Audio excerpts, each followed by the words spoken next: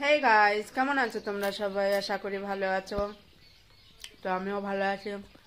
দেখো আজকে কুল খেতে গেতে শুরু করলাম। তো আজকে বাইরের কোনো কিছু দেখাবো না তোমাদের। তো আজকে আমি পাঙ্গাস মাছ রান্না করব, তোমাদেরকে দেখাবো, তোমরা দেখতে থাকো। আর যদি পারি কিছু তাহলে বাইরের কিছুও দেখাবো, কিন্তু আচ্ছা পাঙ্গাস মাছ কীভাবে রান্না করি সেটা তোমাদেরকে দেখাবো। তো দেখতে থাকো। জলটা বসিয়ে দিলাম, চালটা নিলাম, চালটা এবার ধুয়ে দেব। আর মাছের কি কি লাগে ওগুলো সব কেটে বেছে নেব।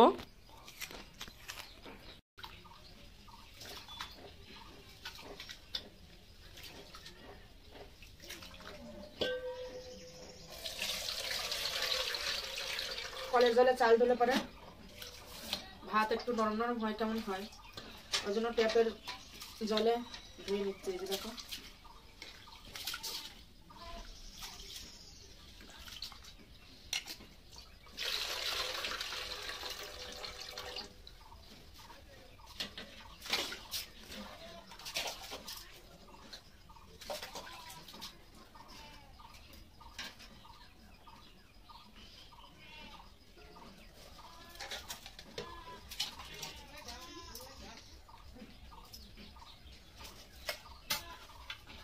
দেখো কি বড় বড় করে পিস কেটেছে।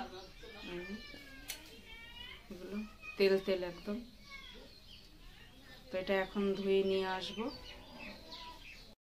কড়াইটা গরম হয়ে গেল, এবার তেল দিয়ে দেবো। পাঙ্গাস মাছ ভাজতে তেল লাগে না বেশি, অল্প তেলে ভাজা হয়ে যায়। মাছগুলো ধুয়ে নিয়ে আসলাম, ওগুলো হলুদগুলো মেখে নেব। আর পাঙ্গাস মাছ ভাজার সময় একটু ঢেকে দিতে হবে, কারণ না হয় ফোটে। তেল গরম হয়ে গেল,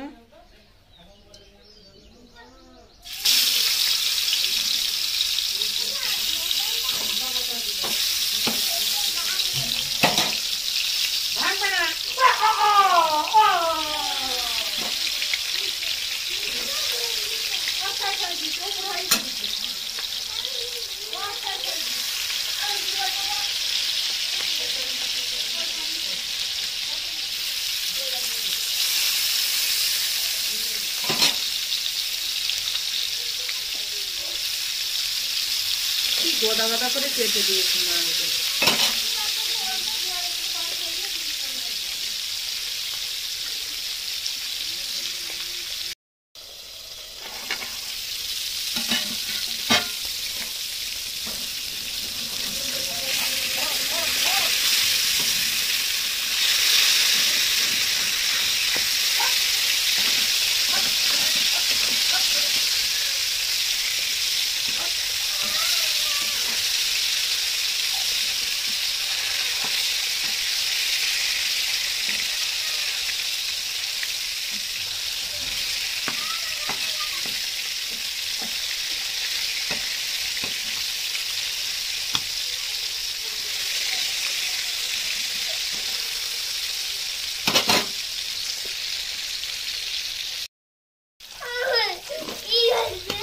মাছগুলো ভাজা হয়ে গেল,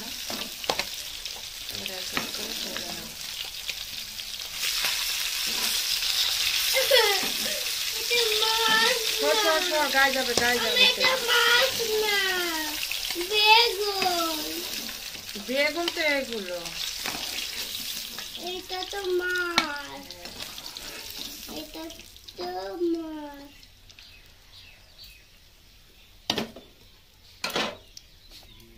মাছটা ভাজা হয়ে গেল, কেটে ধুয়ে রাখা আলুগুলো ভেজে নেব। মাছের তেলেই ভেজে নেব। আলুগুলো ভাজলে ফলে তাড়াতাড়ি করে সেদ্ধ হয়ে যাবে।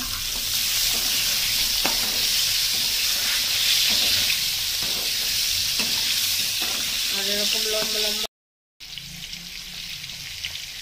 আলু ভাজার সময় একটু লবণ দিয়ে দেবো।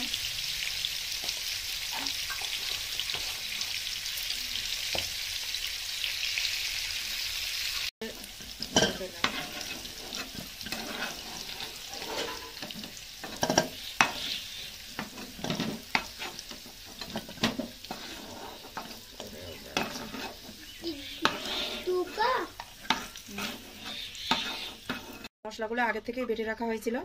এটাতে জিরে, শুকনো লঙ্কা, কাঁচা লঙ্কা, আদা বাটা আর রসুন, পেঁয়াজ আর টমেটো বেটে এর সাথে মিক্স করে নিলাম। এবার মশলাগুলো দিয়ে ভালো করে কষিয়ে নেব।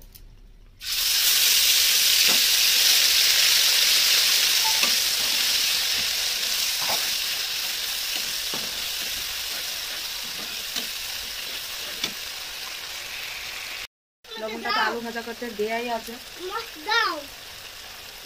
এবার এর ভিতরে একটু না না হলুদটাও অ্যাড করে দিলাম। না না মাছ গলাই আছে খাওয়া করে।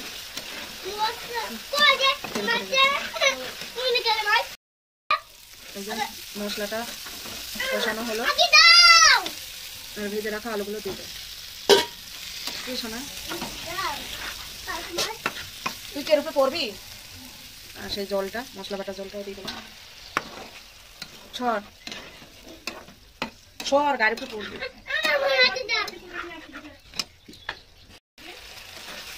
হ্যাঁ ডিম তো দেবো। হ্যাঁ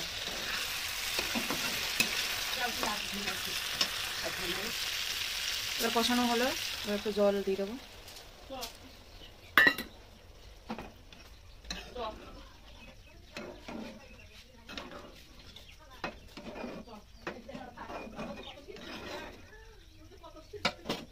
এই যে দেখো জলটা দিয়ে দিলাম।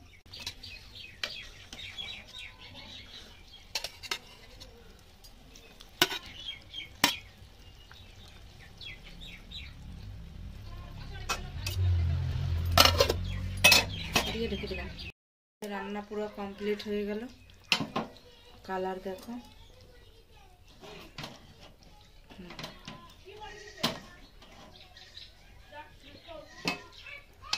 হয়ে গেল রান্না আমার।